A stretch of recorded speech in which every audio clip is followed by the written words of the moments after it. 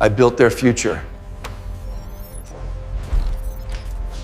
and walked away with it. The email arrived at 9:47 a.m. on a Tuesday, and I knew my life was about to implode before I even opened it. There's something about corporate communications that reeks of disaster. The formal subject line, the HR department in the CC field, the way your stomach drops when you see your father-in-law's name in the sender field. Neil Harper, regarding recent organizational changes. I'm Neil Harper, 41 years old, senior engineer at Legrand Home Automation, and apparently, the family disappointment. 6 years I've been building smart home systems that make rich people feel like Tony Stark. 6 years of being the invisible genius while my wife Miranda climbs the corporate ladder in her designer heels, stepping on my shoulders for leverage. The irony wasn't lost on me that I was reading my professional death sentence on a device I'd helped design. A tablet that could control everything from your garage door to your coffee maker, but couldn't save my marriage or my career. Neil, the email began, because Charles Legrand, my father-in-law and CEO, had never been one for warm pleasantries. Following yesterday's board meeting, we've decided to promote Lily Ashford to Director of Innovation, effective immediately. We appreciate your dedication to the company and look forward to your continued contributions in your current role. Lily Ashford, 28 years old, Charles's niece, and she'd been with the company for exactly 4 weeks. 4 weeks longer than Adam Pierce's fidelity to my wife, I thought bitterly.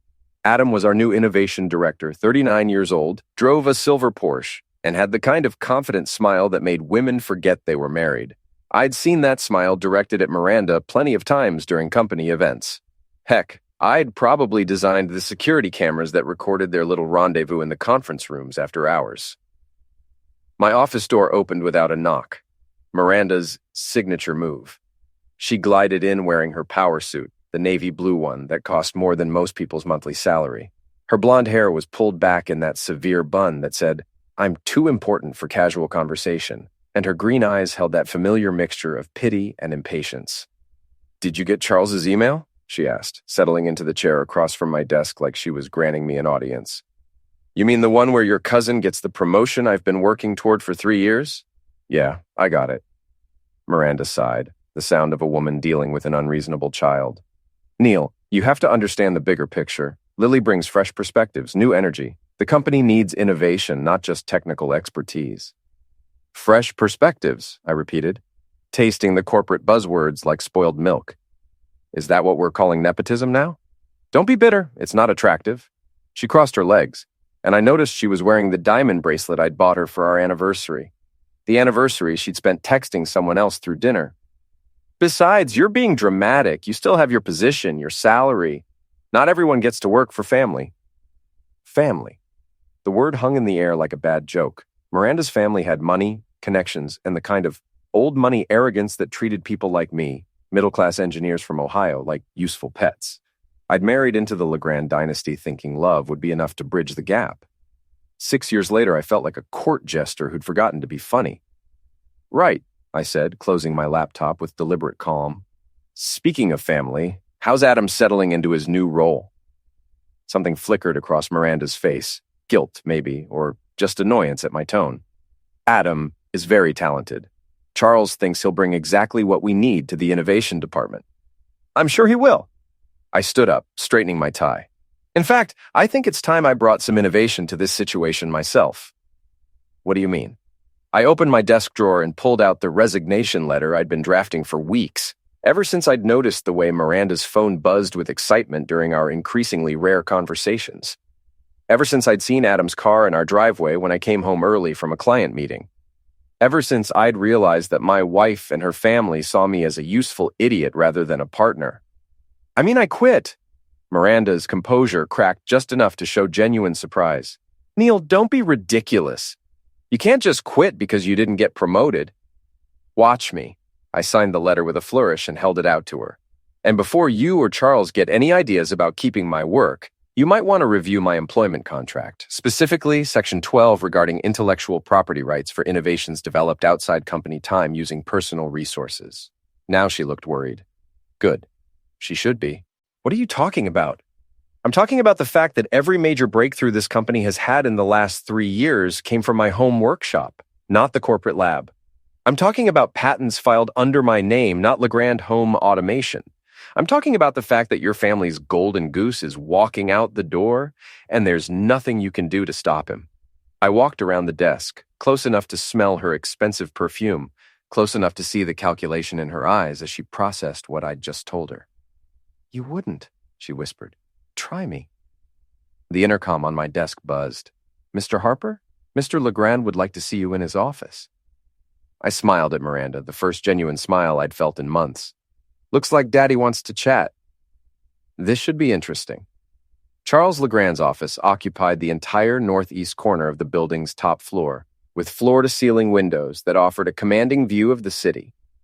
It was designed to intimidate, from the massive mahogany desk to the wall of awards and photographs showing Charles shaking hands with politicians, celebrities, and tech industry titans. I'd been in this office dozens of times over the years, usually for performance reviews or project updates. Today felt different. Today, I wasn't the dutiful son-in-law hoping for approval. Today, I was a man with nothing left to lose. Charles was standing with his back to me, staring out at the skyline. At 65, he still cut an imposing figure, tall, silver-haired, with the kind of presence that commanded attention in boardrooms and country clubs. He'd built Legrand Home Automation from a small security company into a multi-million-dollar empire, and he'd never let anyone forget it. "Sit down, Neil." I remained standing. "I'd rather not. I won't be here long." He turned around, and I saw the controlled fury in his steel-gray eyes. Charles Legrand didn't like being challenged, especially not by family members who forgot their place. "Miranda showed me your little tantrum," he said, gesturing to the resignation letter on his desk. "I have to say, I'm disappointed. I thought you were more mature than this. Mature enough to recognize when I'm being pushed out to make room for your niece and her boyfriend. Adam Pierce is not dating Lily. He's a valuable addition to our team with experience from 3 Fortune 500 companies." I almost laughed. Charles really didn't know about Miranda and Adam, or he was a better actor than I'd given him credit for. Either way, his ignorance was my advantage. Right. Well, valuable or not, you won't be using my innovations to fund their careers.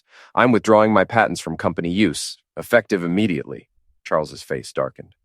"You can't do that. Everything you've developed here belongs to the company. Check the contracts, Charles. Check the timestamps on the patent applications. Check the location data on my development logs. Every breakthrough that's made this company relevant in the smart home market was developed in my garage, on my time, using equipment I bought with my own money." I pulled out my phone and opened the folder I'd been preparing for this moment. Screenshots of patent filings, development timelines, even photographs of my home workshop with date stamps. The voice recognition system that landed us the Morrison account, developed on weekends while Miranda was at her yoga retreats. The wireless integration protocol that's in every device we sell. Nights and weekends, Charles. The security bypass prevention that keeps our systems from being hacked. My garage, my equipment, my intellectual property. Charles sank into his chair, suddenly looking older than his 65 years. "Neil, let's be reasonable here. Your family. We can work something out."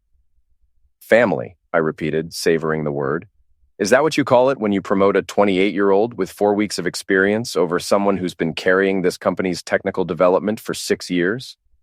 Lily has an MBA from Wharton, connections throughout the industry. Lily has a trust fund and your last name. That's not the same thing as qualifications." The office door opened without a knock, and Adam Pierce strolled in like he owned the place. He was wearing one of his expensive suits, the kind that cost more than most people's monthly rent, and his confident smile faltered slightly when he saw the tension in the room. "Sorry, Charles. I didn't know you were in a meeting. I wanted to discuss the Henderson project timeline." "Actually," I said, turning to face him, "this is perfect timing. Adam, meet the man whose work has been keeping this company profitable." "Charles, meet the man who's been keeping my wife entertained while I was busy making you rich." The color drained from Adam's face. Charles looked between us, confusion replacing anger in his expression. "What the heck are you talking about?" Charles demanded. "Ask Miranda," I suggested. "Better yet, ask her about the text messages on her backup phone, the one she thinks I don't know about, the one with all those interesting photos and videos featuring your star employee here." Adam stepped forward, his hands clenched into fists. "You son of a witch." "Careful," I warned, my voice deadly calm. "Assault charges would look terrible on your resume." Charles stood up slowly, his gaze fixed on Adam. Is this true? Adam's confident facade crumbled completely. Charles, I can explain. Get out, Charles said quietly. Both of you, get out of my office. I headed for the door, then paused and looked back. Oh, Charles, you might want to change the access codes on the building's smart systems. I designed most of them, and I'd hate for there to be any security vulnerabilities. As I walked toward the elevator, I could hear raised voices from Charles's office, Adam's smooth explanations, Charles's growing fury, and underneath it all, the sound of a kingdom beginning to crumble. The elevator doors opened, and Lily Ashford stepped out, looking like she'd just stepped off a magazine cover. Designer dress, perfect makeup, and the kind of entitled smile that came from never having to work for anything in her life. Neil, she said brightly, I was just coming to find you. I wanted to talk about the transition plan for the innovation department. There is no transition plan, I said, stepping into the elevator. Good luck running a tech company without any actual technology. The doors started to close, but Lily stuck her hand out to stop them. Wait, what do you mean?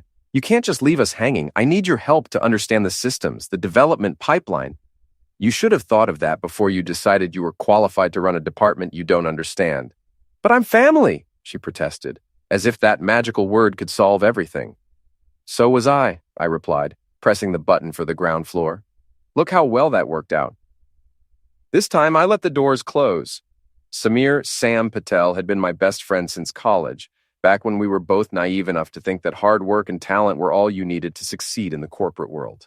Now, at 42, he was the head of IT security for a consulting firm downtown, and one of the few people I trusted completely. His office was a testament to organized chaos, multiple monitors displaying code and network diagrams, empty coffee cups forming precarious towers, and enough computer hardware to stock a small electronics store. Sam looked up from his keyboard as I walked in, his dark eyes immediately picking up on my mood. You look like someone who just burned down his career, he observed, leaning back in his chair. Please tell me you at least got some satisfaction out of it. More than I expected, I admitted, settling into the chair across from his desk. I quit today. Told Charles exactly what I thought of his nepotism and his golden boy's extracurricular activities. Sam raised an eyebrow. You told him about Miranda and Adam? Not in so many words, but I gave him enough breadcrumbs to follow the trail. Let him draw his own conclusions. And the patents? All mine, legally, ethically, and completely documented. They can't touch them. Sam grinned, the expression transforming his usually serious face. You magnificent bastard! You've been planning this for months, haven't you? Years, I corrected. Ever since I realized that no matter how valuable I made myself to that company, I'd always be the outsider who married into the family, the useful pet who wasn't quite good enough to sit at the big table. So what's the plan now? Start your own company? License the patents to competitors? Something like that. I pulled out my phone and showed him the folder of evidence I'd been collecting. But first, I want to make sure everyone understands exactly what they're losing. Sam scrolled through the files, whistling softly. Jesus, Neil. You've got everything here. Patent applications, development logs, even security footage of you working in your garage. This is airtight. It has to be. Charles is going to try to fight me on this, claim the work belongs to the company. I need to be ready for whatever lawyers he throws at me. What about Miranda? Have you talked to her about the divorce? The word hung in the air between us. Divorce. 6 years of marriage reduced to a legal proceeding and asset division. Not yet, I admitted, but it's inevitable. Even if she weren't cheating with Adam, this whole situation has made it clear that we want different things. She wants to be corporate royalty, and I want to be treated like an equal partner. Those things aren't mutually exclusive. They are in the Legrand family. I stood up, suddenly restless. You should have seen Lily today, acting like I owed her a tutorial on running the innovation department. Like my expertise was just another company asset she could inherit along with her new title. Sam's expression darkened. Speaking of Lily, there's something you should know. I ran into Jake Morrison at a conference last week. Jake Morrison. My former best friend. Back when I still believed that friendship could survive corporate politics. We'd been close for years until I'd made the mistake of trusting him with confidential information about a project I was developing. Information that somehow found its way to a competitor, costing me a major contract and nearly getting me fired. What about Jake? He's working for Lily now. She hired him as a consultant specifically to help transition your projects to the new innovation team. I felt a familiar surge of anger, the same betrayal I'd experienced 2 years ago when I discovered Jake's duplicity. He'd been my friend, my confidant, and he'd sold me out for a consulting contract. Of course he is, I muttered. Jake always did have a talent for landing on his feet. There's more. According to what I heard, Lily's been telling people that you're unstable, that your resignation is proof that you can't handle corporate pressure. She's trying to discredit you before you can make any legal moves. Let her try. I've got documentation for everything. Neil, Sam said seriously, you need to be careful. These people have money, connections, and a vested interest in making you look like the villain. Don't underestimate what they're willing to do to protect their interests. I'm not underestimating anything, but I'm also not going to roll over and let them destroy me.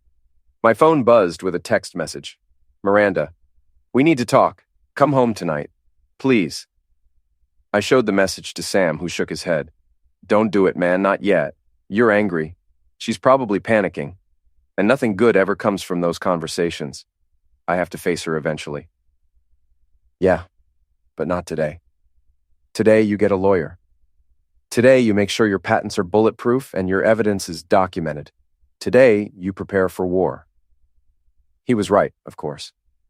But as I looked at Miranda's message, I couldn't help wondering if there was still some part of our marriage worth saving. 6 years was a long time to throw away, even if those years had been built on a foundation of lies and unequal expectations. There's something else, I said, making a decision. I need you to help me with a little information gathering. Sam's eyes lit up with interest. What kind of information? The kind that shows exactly what Lily, Adam, and the rest of them have been doing behind the scenes. Financial records, communication logs, anything that proves they've been planning this takeover for months. That's ethically questionable. So is nepotism, so is adultery. So is stealing 6 years of someone's life and treating them like a disposable asset. Sam was quiet for a long moment, weighing the risks against his loyalty to our friendship. All right, he said finally. But we do this smart and we do this legal. No hacking, no breaking and entering, no criminal activity.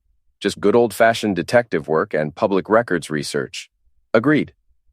And Neil, when this is all over, whatever happens with the company or Miranda or any of it, you're going to be okay. You're brilliant, you're talented, and you're finally free to build something that belongs to you. I shook his hand, feeling genuinely hopeful for the first time in months. Thanks, Sam, for everything. Don't thank me yet. We've got work to do. 3 days after my resignation, I was sitting in a coffee shop across the street from LeGrand Home Automation, watching the morning rush of employees entering the building. It was a strange feeling, observing from the outside a world I'd been part of for 6 years. Like watching a movie of your own life. Except someone else was directing now. My phone buzzed. Sam. Got something? Meet me at the usual place.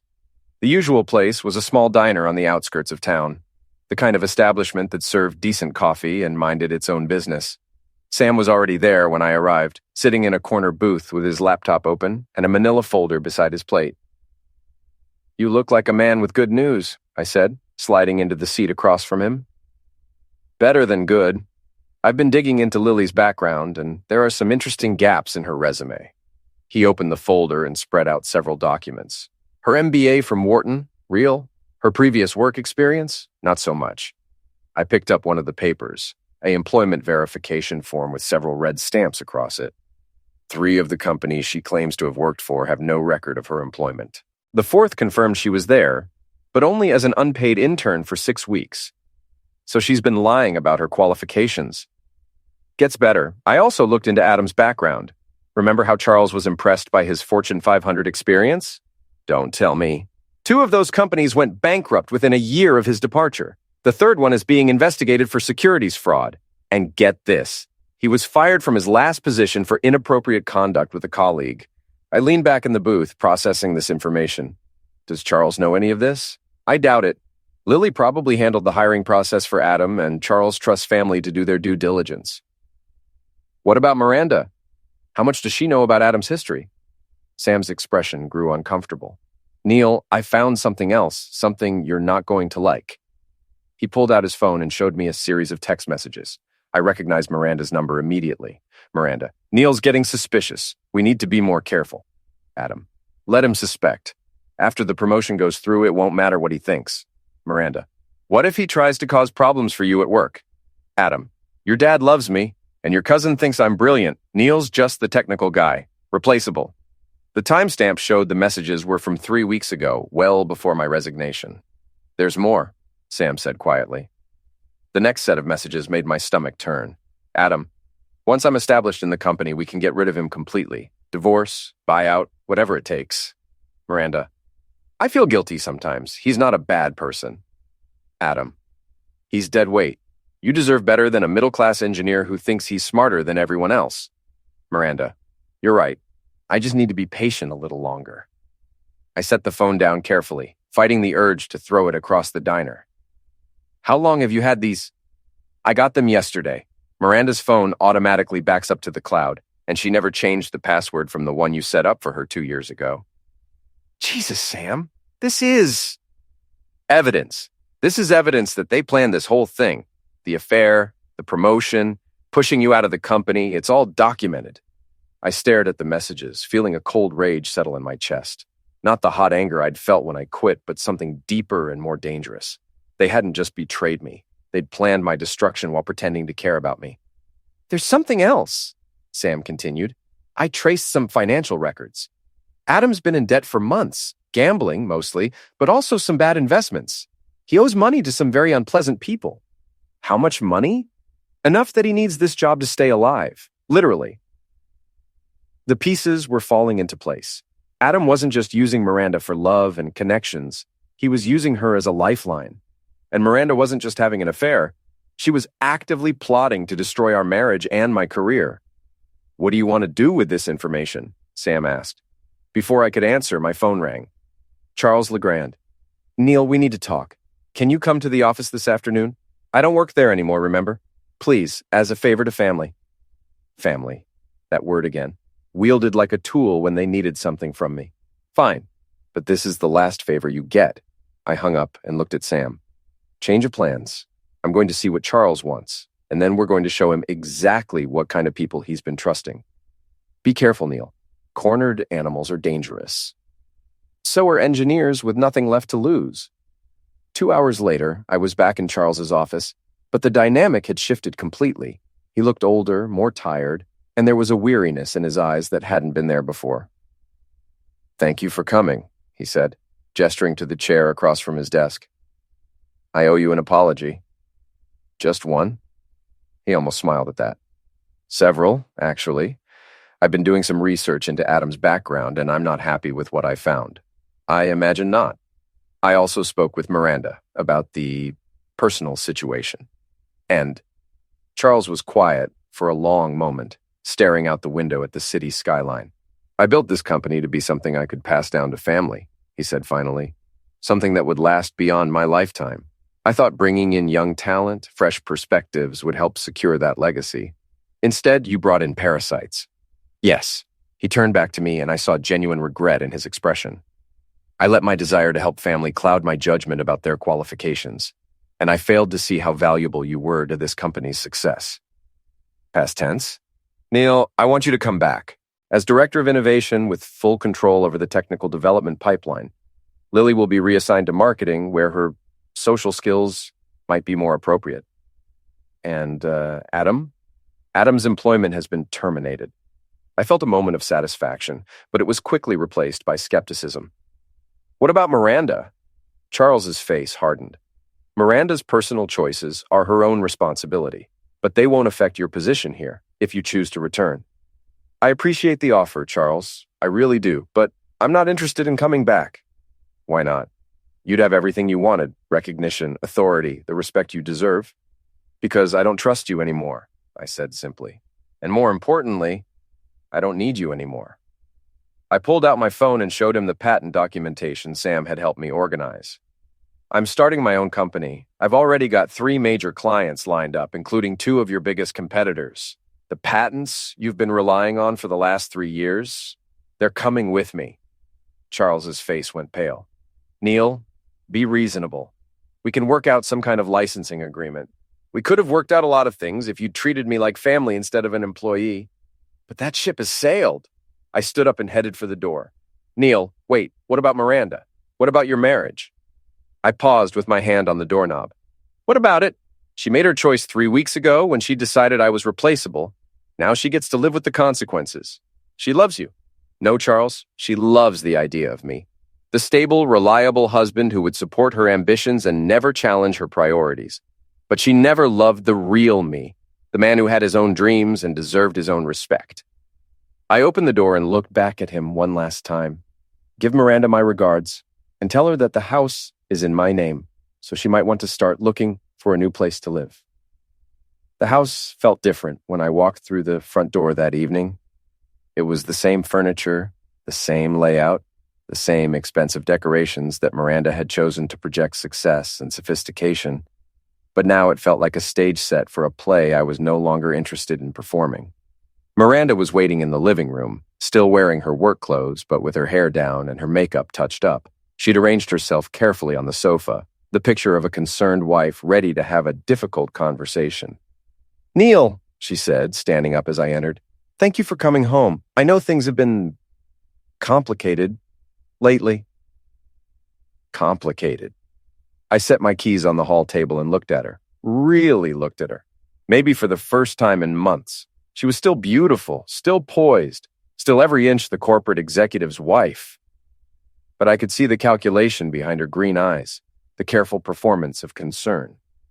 I talked to my father today. He told me about his offer. Did he also tell you that I turned it down? Her composure slipped slightly. Neil, that job was everything you wanted. Why would you? Because I don't want to work for people who see me as disposable.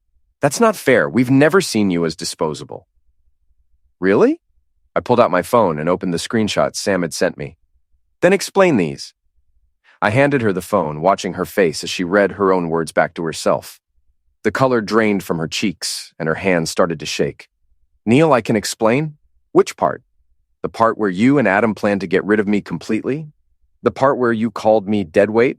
Or the part where you decided I was just a middle-class engineer who thinks he's smarter than everyone else?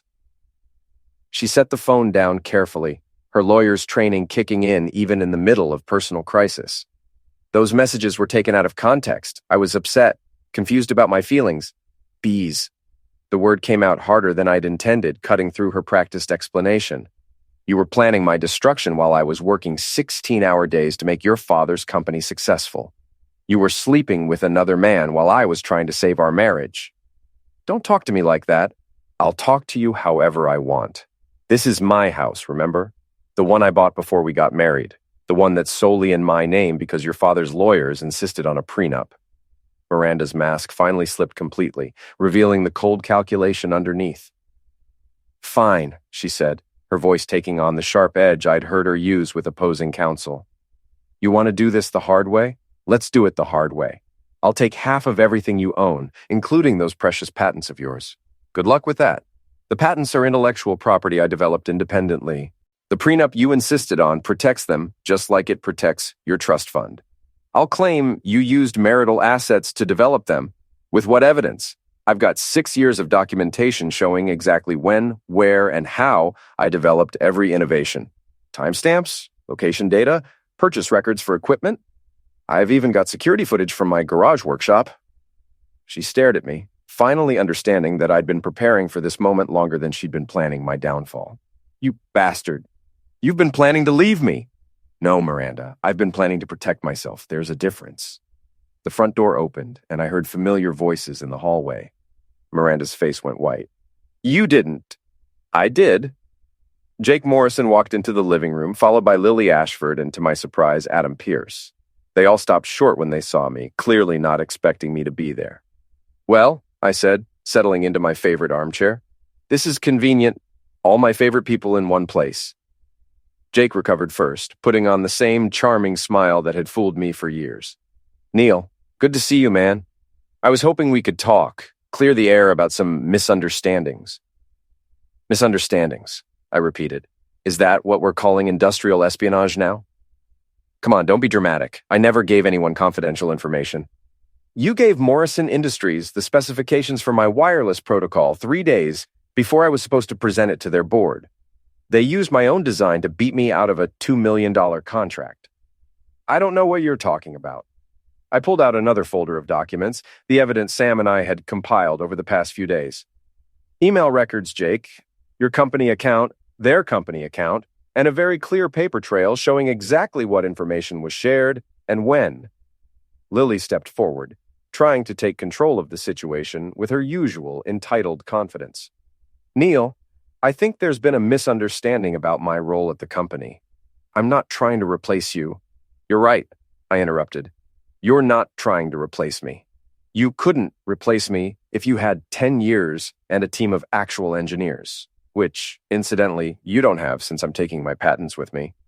You can't do that. I can, and I did.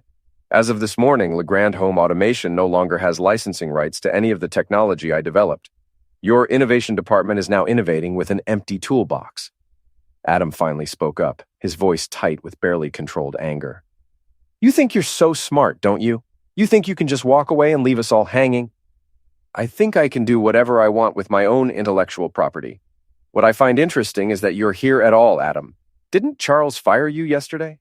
That's temporary. Once this all gets sorted out, once what gets sorted out? Your gambling debts, your history of getting fired for inappropriate conduct, or the fact that you've been using my wife to try to save your worthless career? Adam took a step toward me, his fists clenched. You son of a witch. Careful, I warned, not moving from my chair. Assault charges would make it even harder to find your next job. Miranda finally found her voice again. Neil, stop this. These are our friends. Our friends? I stood up, and something in my expression made all of them take a step back. Jake sold me out for a consulting contract. Lily thinks she can steal my job because of her last name. Adam has been planning to destroy my marriage and my career so he can pay off his gambling debts. And you, Miranda, have been helping him do it. I walked over to the mantelpiece and picked up our wedding photo, looking at it for a moment before setting it face down. These aren't friends. These are parasites, and I'm done being their host. What do you want? Lily demanded. Money? A settlement? What will it take to make this go away? I looked around the room at their faces, angry, desperate, calculating. They still didn't understand that this wasn't a negotiation. I want you out of my house, I said simply. All of you. Now. Neil, Miranda started, especially you. Pack whatever you need for tonight. We'll arrange for the rest of your things later through lawyers. You can't just throw me out. This is my house, Miranda. I can do whatever I want. She looked around the room, maybe hoping for support from her allies, but Jake, Lily, and Adam were already backing toward the door. They could sense that the situation was beyond salvaging, and none of them wanted to be there when it completely collapsed. This isn't over, Adam said from the doorway. I smiled at him, the same cold smile I'd given Charles in his office. Yes, it is. You just don't know it yet. After they left, I poured myself a glass of the expensive whiskey Miranda had bought for entertaining clients. The house was quiet for the first time in months, peaceful in a way it hadn't been since... I couldn't remember when. My phone buzzed with a text from Sam. How did it go? Better than expected, I typed back. Phase 1 complete. Phase 1? I looked around the living room at the expensive furniture and carefully curated decorations that had never felt like home. Tomorrow, I would start building something that belonged entirely to me. But tonight, I was going to enjoy the silence. Phase 2 starts tomorrow. Time to show them what happens when you underestimate the invisible genius. 6 months later, I was standing in the conference room of Harper Innovation Systems, my new company, watching the final presentation that would destroy everything the Legrands had built. The room was filled with executives from Morrison Industries, Blackstone Security, and 3 other major players in the smart home market. These were the same companies that had been buying technology from Legrand Home Automation for years, paying premium prices for innovations that were actually mine. Sam stood at the head of the table, clicking through a presentation that outlined our new product line, advanced home automation systems that made Legrand's offerings look like toys from the previous decade. The Harper Protocol, Sam was saying, represents a complete evolution in smart home technology. Faster processing, better security, seamless integration with existing systems, and most importantly, completely independent of any Legrand-owned patents. I watched the executives' faces as they realized what we were offering them, not just better technology, but freedom from the licensing fees and restrictions that had been limiting their growth for years.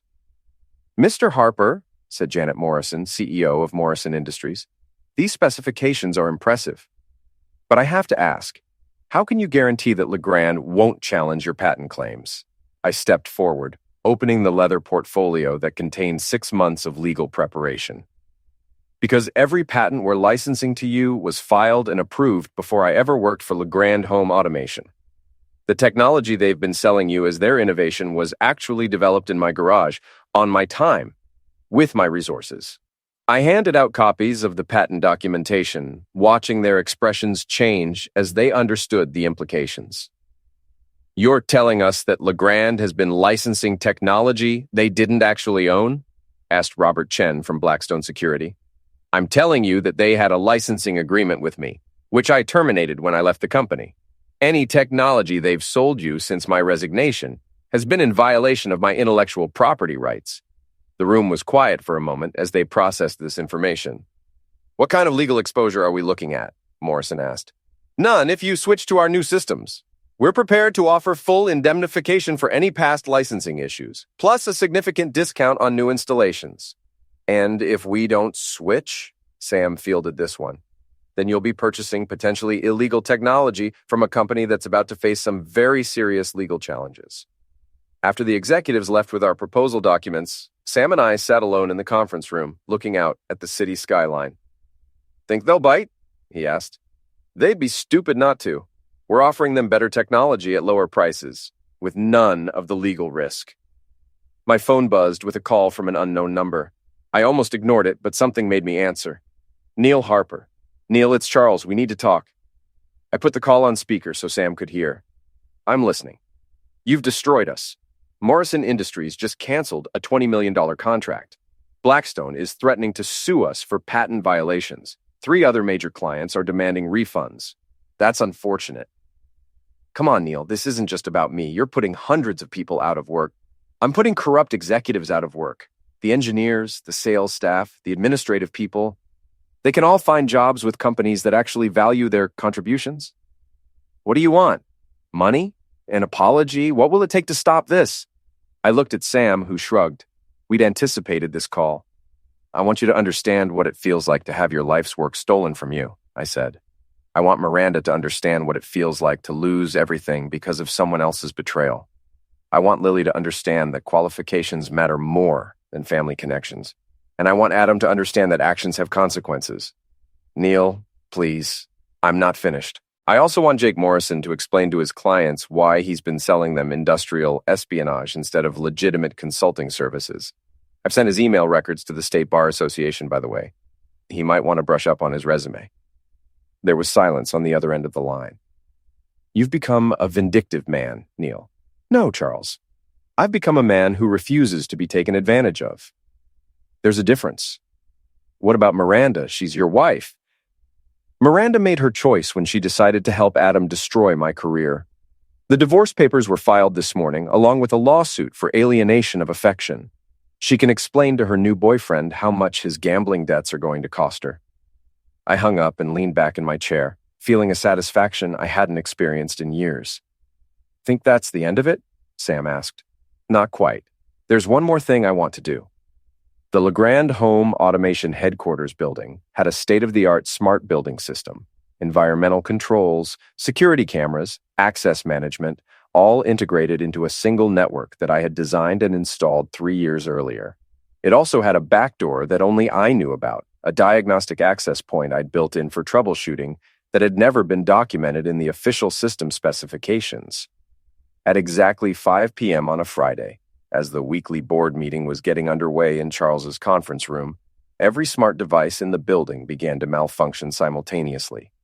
The lights flickered in a pattern that spelled out Harper in Morse code. The environmental system began playing a recorded message through the building's speakers. This building's smart systems were designed and installed by Neil Harper of Harper Innovation Systems. The security cameras turned to focus on the conference room, and the access control system locked all the doors from the inside. But the piece de resistance was the main display screen in the conference room, which began showing a slideshow of documents. Adam's termination letter, Jake's industrial espionage emails, Lily's falsified resume, and Miranda's text messages planning my professional destruction. The whole show lasted exactly 10 minutes, long enough to make the point, short enough to avoid any serious legal consequences. When it was over, all the systems returned to normal operation except for one final message on the conference room screen. "The king is dead. Long live the king. Neil Harper, CEO, Harper Innovation Systems."